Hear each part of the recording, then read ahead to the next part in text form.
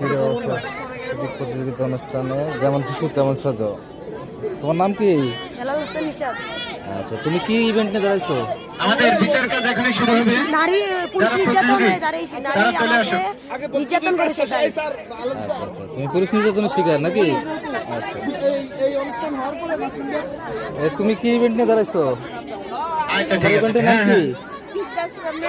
এই মামুন স্যার আমাদের আশ্বস্ত করছেন, মামুন স্যার তোমাদের নিরাশ করবেন না। মামুন স্যার তোমাদের গান শোনাবেন, ঠিক আছে?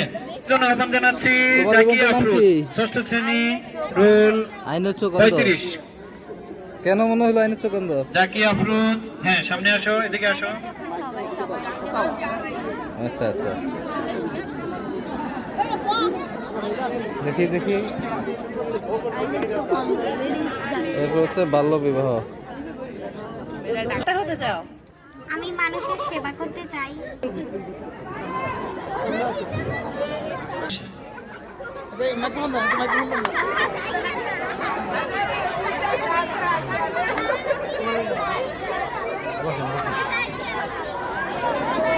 কি সেজেছো তুমি?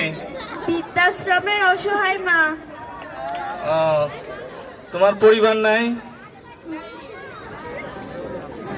ছেলে মেয়ে আছে, তারা কি করে? চাকরি করে। তাহলে তোমাকে ভরণ পোষণ দেয় না? না, কেন দেয় না? তাহলে কি তুমি তোমার ছেলে মেয়েকে সুশিক্ষিত করতে পারো নাই?